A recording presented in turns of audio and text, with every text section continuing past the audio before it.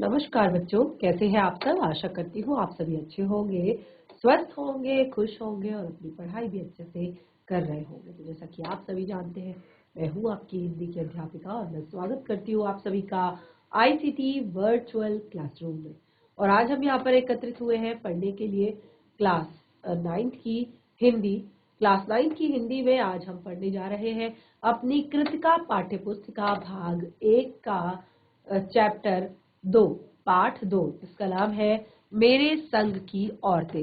तो ये जो पाठ है ये मृदुला गर्ग जी द्वारा लिखा गया है। तो देखिए, जैसे कि इस पाठ का नाम आप देख रहे हैं मेरे संग की औरतें, तो इसमें मृदुला गर्ग जी ने अपने परिवार में यानी कि उनकी फैमिली में उनके साथ की जो और महिलाएं थी, जैसे कि उनकी माँ, उनकी नानी, उनकी दादी, उनकी चाची, उनकी बुआ, उनकी मौसी या उनकी अपनी बहनें, तो उन सभी के बारे में यहाँ पर बताया है। और देखिए, जो मृदुला गर्ग जी हैं, उनके जो ये लेख है ये काफी ज्यादा लेंदी है, बहुत ज्यादा लंबे हैं, बहुत ज्यादा लंबे हैं, लेकिन उसका कुछ अंश ही केवल यहाँ पर आपकी पाठ्य पुस्तिका में दिया है।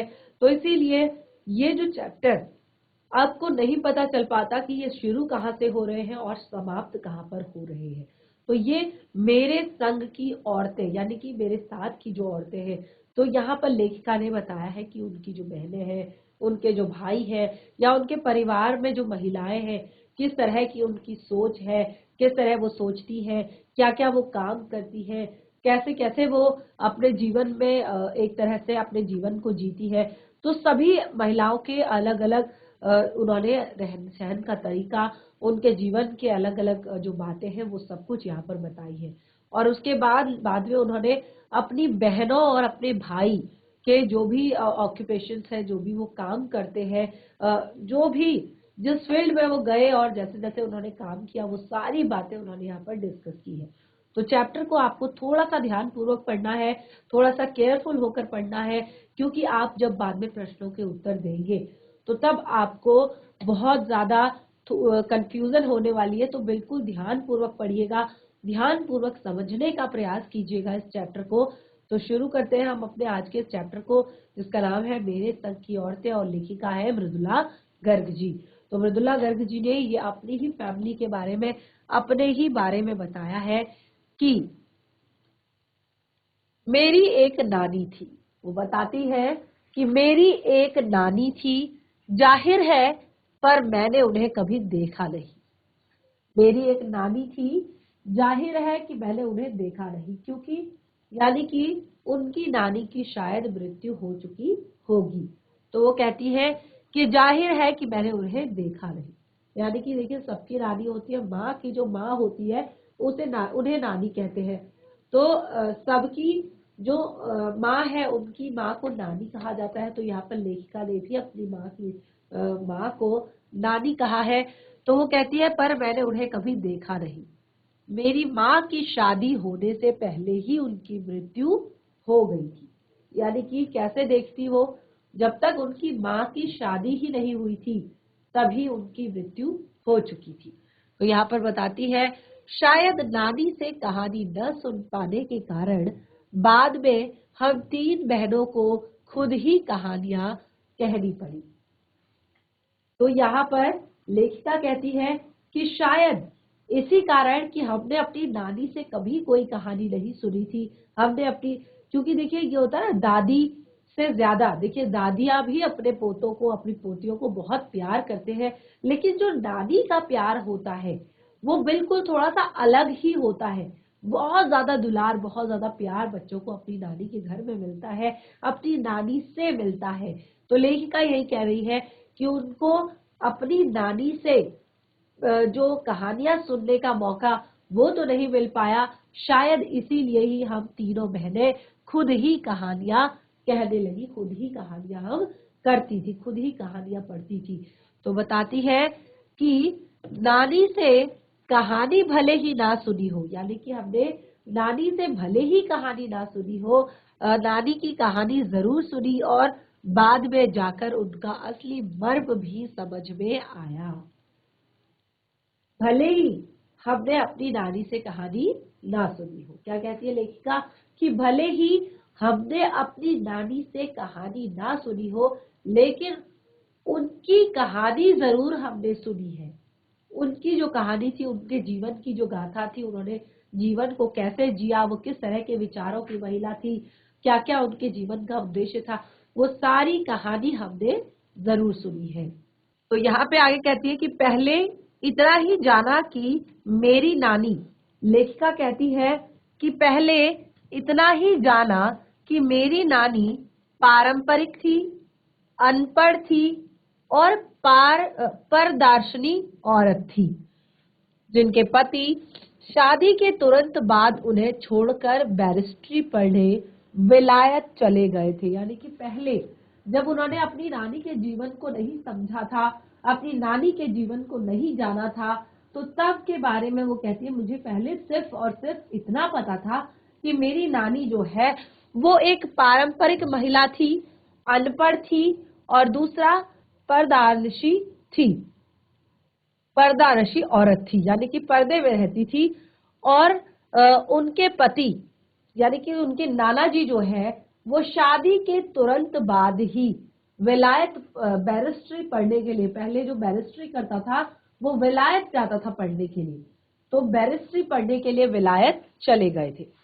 कैम्ब्रिज विश्वविद्यालय से डिग्री लेकर जब वो लौटे, क्योंकि वो वहां पर कैम्ब्रिज विश्वविद्यालय से डिग्री लेकर लौटे थे, तो ऐसे में वो विलायती रीति रिवाज के संग जिंदगी बसर करने लगे, क्योंकि उनको खास तौर पर, क्योंकि उस टाइम पे जब वो यंग एज में थे, बिल्कुल जवान थे, और उस समय पर उन्होंने वो अपनी सारी हैबिट्स बनाई थी कि कैसे खाना खाया जाता है, कैसे रहा जाता है, कैसे सोया उठा बैठा जाता है।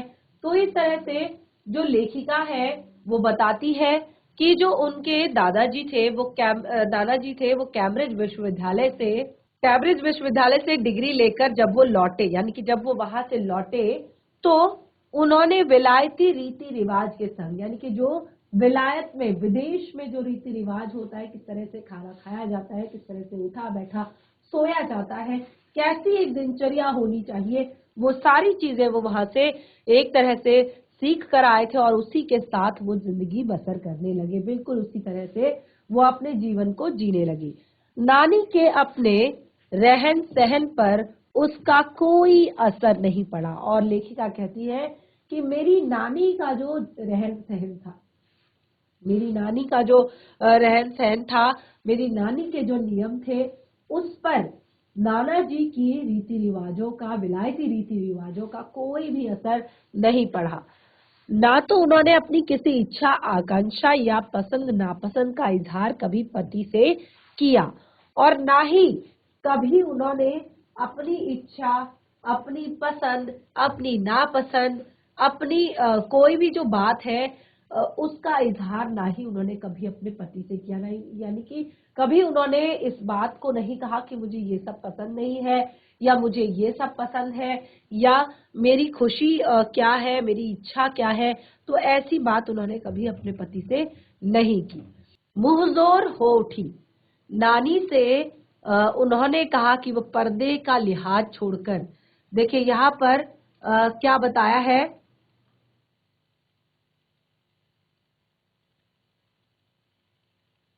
तो यहाँ पर लेखिका कहती है कि जो उनकी नानी थी वो किस तरह से अब जब उनकी नानी की बात यहाँ पर बताई है, तो उनकी नानी ने यहाँ पर क्या कहा था, उनकी नानी ने कहा कि जब उनकी बेटी शादी के लायक हुई, अब उन्होंने देखा कि उनके जो पति है वो बिल्कुल इस बात पर बिल्कुल भी ध्यान नहीं देते हैं, बिल्कुल ऐसी जिंदगी वो जी रहे हैं। तो अब वो थोड़ा सा अपने लिए उन्होंने बोलना शुरू किया, क्योंकि सवाल उनकी बेटी का था, और नाना जी से उन्होंने कहा कि अब वे पर्दे का लिहाज छोड़कर उनके दोस्त स्वतंत्रता सेनानी प्यारेलाल शर्मा से मिलना चाहती है। यानी कि पहली बार वो मुंहजोर हुई, यानी कि अपना मुंह खोला उन्होंने अपने पति के सामने किसी बात के लिए, और कहा कि वो उनके दोस्त प्यारेलाल शर्मा जी से मिलना चाहती है। और सब दंग हैरान रह गए, जिस पर्दा नशी औरत ने न पराए मर्द से क्या, खुद अपने मर्द से मुंह खोलकर बात नहीं की थी, आखिरी वक्त में अजनबी से वो क्या कहना चाह सकती थी। यानी कि उन्होंने अपनी जिंदगी में कभी भी किसी भी इंसान से, क्योंकि उनको अपने घर से मतलब था, अपने परिवार से मतलब था, अपने बच्चों से मतलब था, तो कभी भी उन्होंने जिंदगी में किसी से भी कोई भी बात नहीं की थी, कोई शिकायत नहीं रखी थी, कोई बात नहीं रखी थी अपनी। और आज जब उनका अंतिम समय नजदीक था, यानी कि मृत्यु उनकी नजदीक थी, उस समय पर वो कैसे किसी अजनबी इंसान से कहना चाहती है और क्या कहना चाहती है। पर नाना ने वक्त की कमी और मौके की नजाकत की लाज रखी, यानी कि उनके नाना ने भी उस समय जो समय की कमी, क्योंकि उनकी नानी के पास ज्यादा समय नहीं था, उनकी मृत्यु होने वाली थी, और दूसरा मौके की नजाकत, यानी कि शायद फिर ऐसा मौका इनकी इच्छा पूरी करने का कभी मिल पाए जीवन में। तो उन्होंने उसकी लाज रखी, सवाल जवाब में वक्त बर्बाद करने के बजाय। यानी कि कभी ऐसा नहीं कहा कि तुम ऐसा क्यों कह रही हो। जिस औरत ने कभी भी अपने पति के सामने तक मुंह नहीं खोला, आज वो किसी अजनबी व्यक्ति से बात करना चाहती है। और तो लेखिका कहती है कि उनके पति ने भी इस बात पर कोई आपत्ति नहीं जताई, कोई सवाल जवाब नहीं किया, और फौरन जाकर दोस्त को लिवा लाए और बीवी के हुजूर में पेश किया। फौरन गए और अपने दोस्त को बुला लाए और बीवी के सामने खड़ा कर दिया। अब जो नानी ने कहा, उस समय जो नानी ने कहा उससे सब हैरतअंगेज था, और उन्होंने कहा वचन दीजिए। उस समय उन्होंने जो उनके नाना जी हैं उनके मित्र से कहा कि वचन दीजिए कि मेरी लड़की के लिए वर आप तय करेंगे, मेरी लड़की के लिए वर आप तय करेंगे। मेरे पति तो साहब हैं और मैं नहीं चाहती कि मेरी बेटी की शादी साहबों के फरमाबदार से हो। तो वो अपने पति के दोस्त को इसीलिए बुलवा कर लाई थी क्योंकि उन्होंने उनसे एक वचन लेना था कि मेरी बेटी के लिए पति आप ही ढूंढेंगे, मेरी बेटी के लिए वर आप ही ढूंढेंगे, क्योंकि मेरे पति साहब हैं। जैसे कि मैंने आपको बताया कि वो बिल्कुल विलायती रीति रिवाज में रहा करते थे, विलायती रीति रिवाज अपनाया करते थे। तो उन्होंने कहा कि मेरे पति तो साहब है, ठीक है, तो मेरे पति तो साहब है और मैं नहीं चाहती कि मेरी बेटी को भी कोई ऐसा फरमाबदार। फरमाबदार का क्या अर्थ होता है? फरमाबदार का अर्थ होता है एक तरह से आज्ञाकारी, यानी कि ऐसा आज्ञाकारी मैं नहीं चाहती कि मेरी बेटी का भी पति हो। तो यहाँ पे कहते हैं कि आप अपनी तरह आजादी का सिपाही ढूंढकर उसकी शादी करवा दीजिएगा। यानी कि आप अपनी तरह कोई आजादी का सिपाही, आजादी का सिपाही यानी कि क्योंकि उस टाइम पे हमारे देश में बहुत ज्यादा जो बड़े बड़े आंदोलन है, स्वतंत्रता आंदोलन है और बहुत सारे जो असहयोग आंदोलन है, ये सारे आंदोलन जो है उस समय पर चल रहे थे। बहुत सारी क्रांतियां चल रही थी, अंग्रेजों को देश से बाहर निकालने की पूरी ये एक टीम बन रही थी। तो उसमें जितने भी लोगों ने पार्टिसिपेट किया, स्वतंत्रता सेनानियों ने, जितने लोगों ने वहां पर अपना एक तरह से सहयोग दिया, तो उन्हीं के लिए वो कहती है कि मैं चाहती हूँ कि आप भी अपनी तरह एक आजादी का सिपाही ढूंढकर मेरी बेटी की शादी कराएंगे। कौन कह सकता था उनकी इस बात को देखकर, कौन कह सकता था कि अपनी आजादी से पूरी तरह बेखबर, अपनी आजादी से पूरी तरह बेखबर एक औरत के मन में देश की आजादी के लिए ऐसा जुनून होगा। यानी कि जिसने खुद की आजादी कभी नहीं मांगी, जिसने खुद के लिए कभी कुछ नहीं किया, केवल अपने परिवार के लिए किया, अपने पति के लिए किया, अपने बच्चों के लिए किया, और जीवन भर ना तो अपना मुंह खोला, ना अपनी परेशानी किसी के सामने रखी, ना अपने कष्ट किसी के सामने रखे। तो ऐसी एक औरत जिसे खुद की आजादी के बारे में पता नहीं था, जिसको खुद के बारे में नहीं पता था कि मेरे क्या राइट्स हैं, मेरे क्या अधिकार है, केवल वो अपने कर्तव्यों को जानती थी और उन्हें पूरा करती थी, अपने अधिकारों से वो अनभिज्ञ थी। और ऐसी लेडीज आज देश की आजादी के लिए ऐसी बातें कर रही है, उसके मन में देश की आजादी के लिए इतना जुनून है।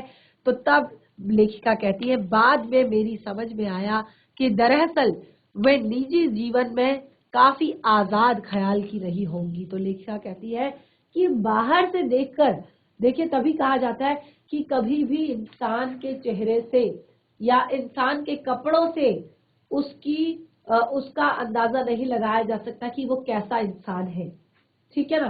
तो इंसान का पता चलता है जब आप उसके साथ रहते हैं, टाइम स्पेंड करते हैं। आपने देखा है कि वो किस तरह से काम करता है, किस तरह से दूसरों की हेल्प करता है या दूसरों के लिए जीता है।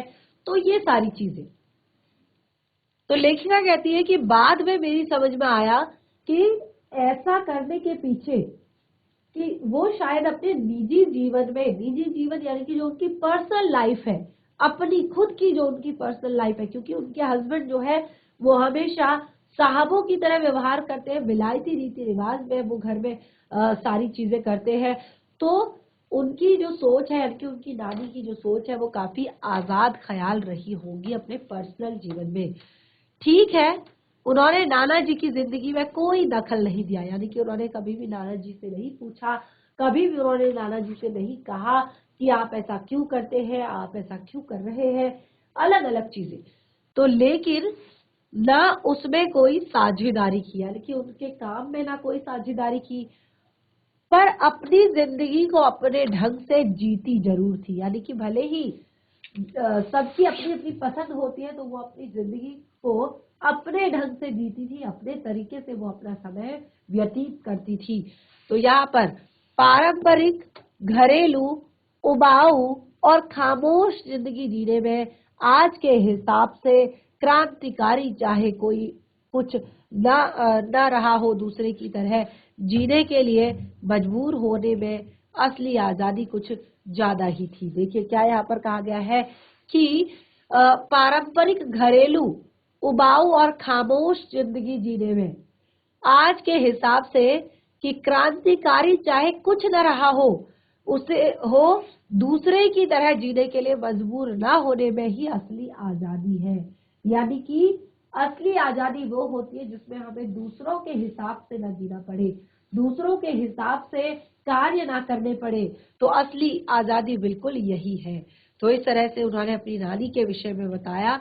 आगे कहती है लेखिका,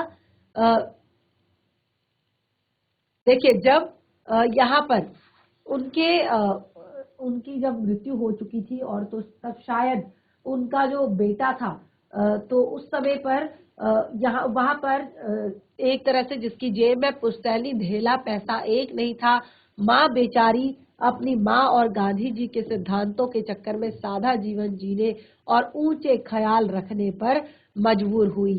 हाल ही उसका यह था कि खादी की साड़ी उन्हें इतनी भारी लगती थी कि कमर चनका खा जाती थी। रात रात भर जागकर वे उसे पहनने का प्रयास करती थी, जिससे कि दिन में शर्मिंदगी ना उठानी पड़े। ये लेखिका की माँ के बारे में बताया जा रहा है कि वो भी अपने माँ के बिल्कुल उसी तरह से अपनी माँ की तरह थी, और वे कुछ ऐसी नाजुक थी कि उन्हें देखकर उनकी सास यानी कि मेरी दादी का कहना था कि हमारी बहू ऐसी है कि धोई पोछी और छीके पर टाक दी।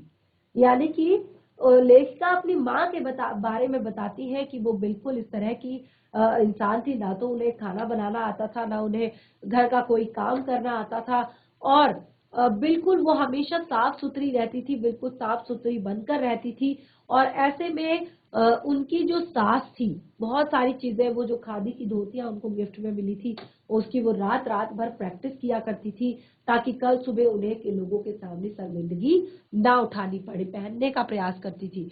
और ये सब कुछ देखकर, देखिए सबसे पहले यहाँ पर कहा है कि वो बहुत ज्यादा पतली थी, बहुत दुबली पतली थी, और उन ये देखकर उनकी सास कहती थी कि हमारी बहू तो ऐसी है कि धोई पोछी और छीके पर टाक दी, यानी कि साफ सुथरी और सुंदर।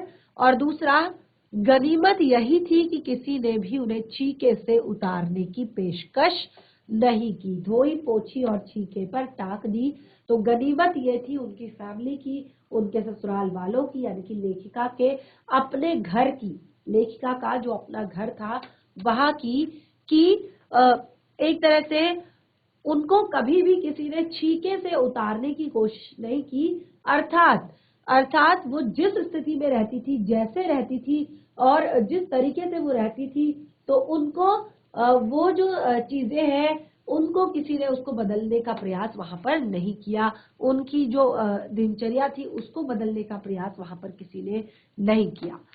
क्यों नहीं किया?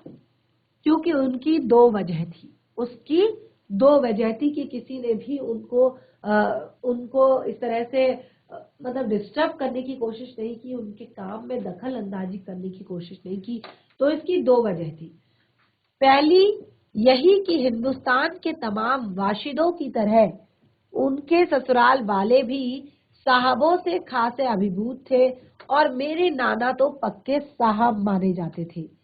तो एक तरह से जो उनकी दो वजह थी। पहली ये थी कि हिंदुस्तान के जो तमाम वाशिदों हैं की तरह उनके ससुराल वाले भी थे, क्योंकि वो जानते थे कि इसके पिता क्या है, साहब है, और बस जात से वे हिंदुस्तानी थे। बाकी चेहरे मोहरे, पढ़ाई ढंग, रंग, पढ़ाई लिखाई सब में अंग्रेज थे। यानी कि वो केवल और केवल जाति से भारतीय थे। बाकी उनका रहन सहन, उनके कपड़े, उनके बाल, उनके एक तरह से पढ़ाई लिखाई जो थी, रंग ढंग उनका जो था, वो सब का सब अंग्रेजों के जैसा था। और मजे की बात यह थी कि हमारे देश में आजादी की जंग लड़ने वाले ही अंग्रेजों के सबसे बड़े प्रशंसक थे। यानी कि जो आजादी की जंग लड़ रहे हैं वही अंग्रेजों की सबसे बड़ी पसंद थे। तो इस तरह से अंग्रेजों के सबसे बड़े प्रशंसक थे, अंग्रेजों को सबसे ज्यादा मानने वाले थे। गांधी नेहरू हो या मेरे पिताजी के घर वाले, लेखिका कहती है कि गांधी नेहरू हो या मेरे पिताजी के जो घर वाले हैं, यानी कि मेरी दादी है, मेरी मौसी है, मेरी बुआ है, मेरी चाची है, ये सब भले ही लड़का आजादी की लड़ाई लड़ते जेब खाली और शोहरत सिर करता रहे, दबदबा उसके साहबी ससुर का ही था। यानी कि भले ही उनके जो पति है, यानी कि लेखिका के जो पिताजी है, वो भले ही वहां पर आर्मी में जॉब करके, यानी कि देश के लिए आर्मी ज्वाइन करके, भले ही वो आजादी का लड़ाई लड़ते लड़ते जेब खाली और शोहरत सिर पर रखता हो। यानी कि जेब खाली, यानी कि क्योंकि वो सरकारी नौकरी में कहा जाता है और वो आर्मी मैन कहा जाता है, तो पैसे उसको परिवार को पहुंचाना, परिवार का भरण पोषण करना, वो सभी उनकी जिम्मेदारी थी। तो लेकिन दूसरा जो दबदबा था, यानी कि भले ही तुमने कितना भी तुम पढ़े लिखे हो, कितना भी तुम्हारे पास पैसा है, कितने भी तुम्हारे पास प्रॉपर्टी है, लेकिन दबदबा यहाँ पर उनके ससुर का ही था, यानी कि लेखिका की माँ के पिताजी का। एक आन बान शान वाले साहब को उसके सिर फिरे लड़के को अपनी नाजुक जान लड़की सौंपी थी।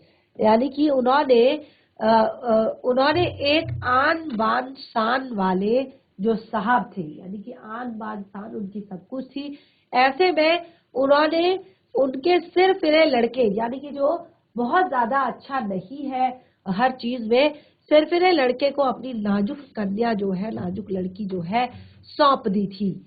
उसे रोमांचक पटकथा उससे रोमांचक पटकथा क्या कोई होती है? अब लेखिका यहाँ पर कहती है कि इससे ज्यादा रोमांचक, इससे ज्यादा अच्छी पटकथा क्या कोई होती है? आगे कहानी के तिलिस्मस और गाढ़ा बना चुकी थी। यानी कि जो कहानी को अब देखिए यहाँ पर नानी की जो सनक भरी आखिरी ख्वाहिश थी, वो नाना की रजामंदी और वे रोमांचित उपकथाएं थी जो कहानी को और ज्यादा गाढ़ा बना चुकी थी। और दूसरी वजह माँ की अपनी स्वयं की शख्सियत थी। उनमें खूबसूरती थी, नजाकत थी, गैर दुनियादारी के साथ ईमानदारी और निष्पक्षता भी थी। कुछ इस तरह वो घुली मिली थी कि वे परिजात से कम जादुई नहीं मालूम पड़ती थी। यानी कि उनकी जो माँ थी लेखिका की, लेखिका अपनी माँ के विषय में बताती है कि उनकी माँ खूबसूरत थी, नजाकत वाली थी, गैर दुनियादारी के साथ ईमानदार और निष्पक्ष थी, और इस तरह से वो घुली मिली हुई थी कि वो परिजात से कम जादुई मालूम नहीं होती थी। यानी कि वो लोगों में वो इस तरह से घुली मिली रहती थी। उनसे ठोस काम करवाने की कोई सोच भी नहीं सकता था। यानी कि परिवार में कितने काम होते हैं, फैमिली में कितने सारे काम होते हैं, घर पर बच्चे होते हैं, उनके लिए नाश्ता बनाना है, फिर बच्चों का टिफिन पैक करना है, बच्चों को स्कूल भेजना है, घर के जो घर का काम होता है वो करना है, उसके बाद बर्तन करने हैं, उसके बाद खाना बनाना है, उसके बाद फिर से बच्चों को खिलाना है। तो बहुत सारे काम होते हैं, लेकिन मजाल ऐसी कि कोई उनसे ठोस काम कराने की सोच भी नहीं सकता था। यानी कि कोई भी उनसे जो मेहनत वाले काम है उनको कराने की सोच भी नहीं सकता था।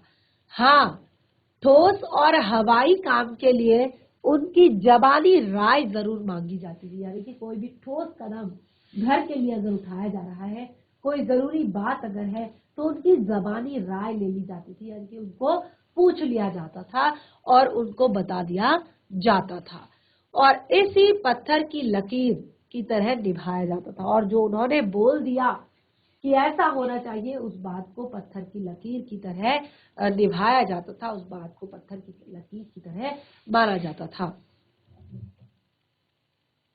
आगे बताती है, जब उन्होंने देखा कि हम बच्चों की ममतालु परवरिश के सामने माँ के सिवाय घर के सभी प्राणी मुस्तैद हैं। यानी कि परिवार में जो से लोग थे, उन सब में जो माँ की ममतालु परवरिश थी, इसके मामले में माँ के सिवाय घर के सभी प्राणी मुस्तैद थे। यानी कि एक तरह से जुटे हुए थे, क्योंकि जो लेखिका है वो अपनी माँ के बारे में आगे और भी बहुत कुछ बताती है कि उनकी माँ ने जिंदगी में, जीवन में कभी भी कोई काम नहीं किया। वो अपना लेखन करती थी, अपना पढ़ती रहती थी, पढ़ाती रहती थी, लेकिन उन्होंने इस तरह का काम कोई भी नहीं किया। तो यहाँ पर वो हमेशा अपने घर के लोगों के लिए मुस्तैद रहती थी, तैयार रहती थी, और इस तरह से दादा और उनकी जिठानियां ही नहीं, खुद मर्द जात पिता भी थे। यानी कि वो भी हमेशा इस बात से थोड़ा सा जलते थे, थोड़ा सा चिढ़ते थे, और साथ ही खुश भी होते थे कि दादी और उनकी जो जेठानियां थी, खुद जो मर्द जात पिताजी भी थे उनके, जो वो सारी चीजें वो नोटिस करते थे, सब जो एक तरह से सारी चीजें देखते थे। पर ठोस काम करने का यह मतलब नहीं था कि माँ को आजादी का जुनून कम था। यानी कि भले ही वो मेहनत वाला काम ना करती हो, भले ही वो मेहनत से जुड़ा हुआ काम ना करती हो, लेकिन इसका मतलब ये नहीं था कि वो आजादी का जुनून उनके अंदर नहीं है। उसे निभाना एक तरह से वह भरपूर था, और अपने तरीके से वह उसे भरपूर निभाती भी रहती थी। जाहिर है कि जब जुनून आजादी का हो तो उसे निभाना भी आजादी से चाहिए। तो उनकी माँ जो थी वो बहुत ज्यादा आजादी के प्रति न्योछावर थी, आजादी के बारे में लिखती थी, आजादी के बारे में पढ़ती थी। तो वो बताती है कि जब जुनून आजादी का हो तो उसे निभाना पड़ता है, और आजादी निभाना भी आजादी से चाहिए, जिस तिस से पूछकर, उसके तरीके से नहीं, खुद अपने तरीके से। यानी कि जिस तिस लोगों से पूछकर, ऐसा नहीं करना था कि इससे पूछ लिया, उससे पूछ लिया, खुद अपने तरीके से उसको सॉल्व करना है। आगे बताती है लेखिका, हमने अपनी माँ को कभी भारतीय माँ जैसा नहीं पाया। यानी कि वो कहती है कि हमने कभी भी अपनी माँ को, लेखिका लिखती है कि उन्होंने कभी भी अपनी माँ को भारतीय, जो भारत की महिलाएं हैं उनकी तरह कभी भी उन्होंने नहीं देखा, भारत की जो माएँ हैं उनकी तरह से उन्होंने कभी नहीं देखा। क्योंकि लेखिका कहती है, देखिए बहुत ही ज्यादा महत्वपूर्ण पॉइंट्स यहाँ पर कुछ लिखे हुए हैं। लेखिका कहती है कि ना तो उन्होंने कभी हमें लाड़ किया, ना ही हमारे लिए खाना पकाया, ना ही अच्छी पत्नी बहू होने की सीख दी, और कुछ अपनी बीमारी के चलते भी वे घर से बाहर, वो घर बार नहीं संभाल पाती थी। तो देखिए उन्होंने कहा कि हमारी जो माँ है, उन्होंने कभी भी अपनी माँ को भारतीय माँओं के जैसा नहीं माना, जो कि अपने बच्चों से बहुत ज्यादा लाड करती है, बहुत ज्यादा प्रेम करती है, और साथ ही ना ही वो अपने बच्चों के लिए खाना बनाती है, और ना ही वो अपनी अच्छी पत्नी बहू होने की किसी को सीख देती है, बेटियों को सीख देती है कि तुम्हें भी ये काम आना चाहिए, तुम भी कल आकर एक अच्छी पत्नी और एक बेटी, एक बहू इसी तरह बन पाओगी। तो ऐसी कोई बात भी उनकी माँ नहीं समझाती थी उनकी। पर उसमें ज्यादा हाथ उनकी अरुचि का था, यानी कि जो कुछ भी वो कह रही है, कर रही है, उसमें ज्यादातर हाथ उनकी अरुचि का था। उनको रुचि नहीं होती थी, उनको मन नहीं होता था, उनका ज्यादा वक्त किताबें पढ़ने में बीतता था, क्योंकि वो अपना ज्यादा से ज्यादा समय देती थी किताबें पढ़ने को लेकर। बाकी वक्त साहित्य की चर्चा में और या संगीत सुनने में ये सब बिस्तर पर लेटे लेटे किया करती थी, यानी कि बिस्तर पर लेटे लेटे वो सारे काम किया करती थी। यहाँ तक कि जितने भी साहित्य चर्चा हो या संगीत सुनना हो या किताबें पढ़ना हो, ये सारी चीजें वो अपने बिस्तर पर लेटे लेटे किया करती थी। और आगे बताते हैं, फिर भी जैसा मैंने पहले कहा था कि हमारे परंपरागत दादाजी या दादी जी, उनकी ससुराल या अन्य सदस्य उन्हें न नाम धरते थे, यानी कि वो कुछ नहीं करती थी, घर का कोई काम नहीं करती थी, ना किसी को हाथ हाथ बटाती थी, ना बच्चों का खाना देखती थी, ना बच्चों को तैयार करती थी। बस वो एक तरह से पहले जैसा ये सारी चीजें पहले जैसी थी। अब ससुराल के सदस्य उन्हें कोई नाम नहीं रखते थे, यानी कि वो कभी नहीं कहते थे कि हमारी बहू 7 बजे उठती है, हमारी बहू घर के काम नहीं करती, हमारी बहू बच्चों को खाना नहीं खिलाती, उन्हें स्कूल नहीं छोड़ती। तो यहाँ पर ससुराल के जो अन्य सदस्य हैं उन्हें नाम धरते थे, और ना तो आम औरत की तरह होने की अपेक्षा रखते थे, यानी कि ससुराल वालों ने भी कभी उन्हें फोर्स नहीं किया कि वो एक आम लेडीज बनकर रहे, वो एक सामान्य सी महिला बनकर रहे, क्योंकि उनमें सबकी इतनी श्रद्धा थी, जबकि वह पत्नी, माँ, बहू के किसी भी प्रकार के कर्तव्य का पालन नहीं करती थी। उन्होंने जीवन में कभी भी ना तो माँ होने का कर्तव्य निभाया, ना बहू होने का कर्तव्य निभाया, और ना ही बेटी होने का कर्तव्य निभा रही है। तो इस तरह से साहबी खानदान के रौब के अलावा मेरी समझ में 2 कारण आए। तो लेखिका कहती है कि उनके अंदर इतना ज्यादा साहबी रौब था, इतनी ज्यादा उनके अंदर ये सारी चीजें थी। तो लेखिका कहती है, एक बार मैंने खुद से उनसे पूछा, यहाँ पर तो यहाँ पे क्या पूछा, 2 कारण उन्हें समझ में आए इस बात के। पहला कारण समझ में आया कि वे कभी झूठ नहीं बोलती थी, यानी कि उनकी माँ जो थी वो कभी भी झूठ नहीं बोलती थी। देखिए, मैं आप लोगों को हमेशा कहती हूँ कि झूठ नहीं होना चाहिए कहीं पर भी। आपने देखा होगा यहाँ पर कबीरदास जी का एक दोहा भी आपका होता है इसी बात पर, कि जो सत्य होता है उसकी हमेशा जीत होती है। ठीक है। वे एक गोपनीय बात को दूसरे पर जाहिर नहीं होने देती थी, यानी कि अगर आपने उनको कोई पर्सनल बात बताई है, अपने जीवन की कोई बात बताई है, तो वो कभी भी अपनी कोई उनसे आकर कोई बातें करता था, किसी बात का उनको पता चलता था, तो वो बिल्कुल भी घर में इस बात को नहीं फैलाती थी, इस बात का बतंगड़ नहीं बनाती थी। वो गोपनीय तरीके से दूसरे पर जाहिर होने के लिए बात को वहीं पर रोक देती थी। पहले के कारण उन्हें घर वालों का आदर मिला हुआ था, और इसी कारण उनको घर वालों का आदर मिला हुआ था। पहला जो था, आपका पॉइंट था यहाँ पर, जो पहला पॉइंट था, उसके कारण तो उन्हें घर वालों का आदर मिला हुआ था, और दूसरा कारण था बाहर वालों की दोस्ती। दोस्त वे हमारी भी थी, माँ की भूमिका हमारे पिता बखूबी निभा देते थे, यानी कि लेखिका कहती है जैसे कि कभी उनकी माँ ने उन्हें वो प्यार नहीं किया, वो लाड प्यार नहीं किया, वो कपड़े उनके नहीं धोए, वो टिफिन उनके लिए रेडी नहीं किया, खाना कभी नहीं खिलाया अपने हाथों से। तो इस तरह से वो कहती है कि पहला कारण का वजह तो जो यहाँ पर बताया, और दूसरा उन्होंने यहाँ पर कहा क्या कहते हैं, वे एक गोपनीय बात दूसरे पर जाहिर नहीं होने देती थी, और पहले के कारण उन्हें घर वालों का आदर मिला हुआ था, घर वालों का आदर इसी कारण उन्हें मिला हुआ था। और माँ की लेखिका कहती है कि दूसरा कारण ये था कि वो बाहर वालों की दोस्त थी, और साथ ही हमारी भी दोस्त थी। माँ की भूमिका हमारे पिताजी बखूबी निभाते थे, यानी कि उनकी माँ की जो भूमिका थी उनके पिताजी वो बहुत अच्छे से निभा लिया करते थे, अपने बच्चों को रेडी किया करते थे, अपने बच्चों के लिए खाना बनाया करते थे, और उनके बैग रेडी किया करते थे, उनको तैयार किया करते थे।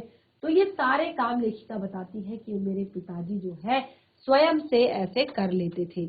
आगे बताती है, मुझे याद है बचपन में भी हमारे घर में किसी की चिट्ठी आने पर उस कोई उससे यह नहीं पूछता था कि उसमें क्या लिखा है।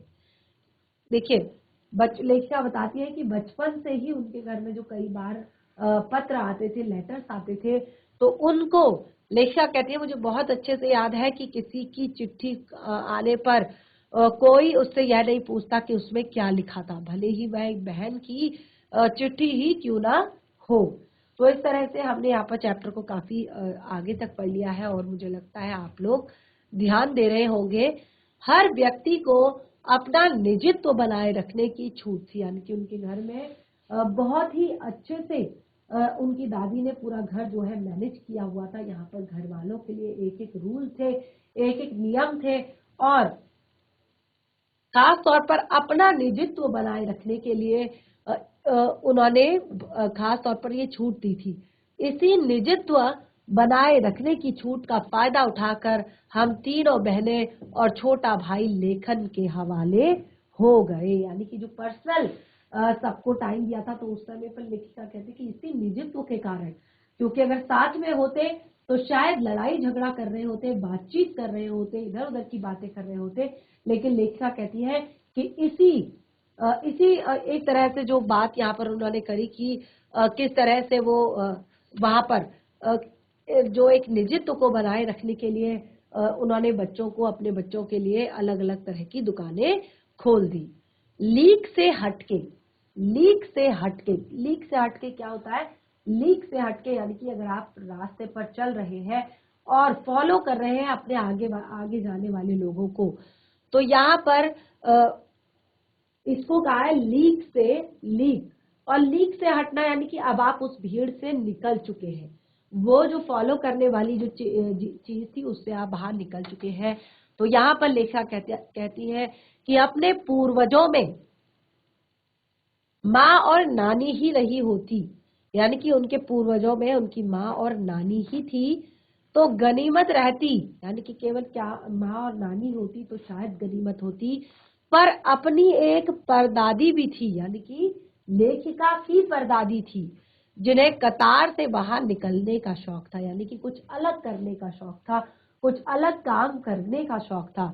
तो उन्होंने व्रत ले लिया था, उन्होंने व्रत ले रखा था कि अगर खुदा के फजल से उन्हें उनके पास भी 2 से ज्यादा धोतियां हो जाएंगी तो वे तीसरी दान कर देंगी, यानी कि उन्होंने ये प्रण लिया था कि कभी भी 2 से ज्यादा साड़ियां अगर उनके पास हो जाए तो वो उनको दान कर देंगी।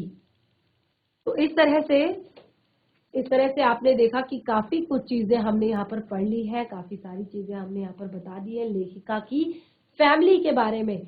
लेकिन आगे आप देखेंगे और भी ज्यादा महत्वपूर्ण बातें इसमें लिखी हुई है कि किस तरह से उनकी माँ ने या उनकी फैमिली ने उनको सपोर्ट किया, और उनकी जो बहनें थी, भाई है, वो किस किस फील्ड में गए हैं आगे अपने काम के लिए। तो चैप्टर बहुत ही ज्यादा इंटरेस्टिंग है और साथ ही थोड़ा सा कंफ्यूजिंग क्रिएट करने वाला भी है। तो जरूर आप इसको ध्यान पूर्वक पढ़िए, घर जाइए एक बार रिवाइज कीजिए, उसके बाद नेक्स्ट डे आप यहाँ पर इसको रीड कर सकते हैं। तो इस तरह से हमारा सेशन आज का यहीं पर समाप्त होता है। हम मिलेंगे अपने नेक्स्ट सेशन में, कंटिन्यू करेंगे अपने इस टॉपिक को। तब तक के लिए धन्यवाद। आपका दिन शुभ हो।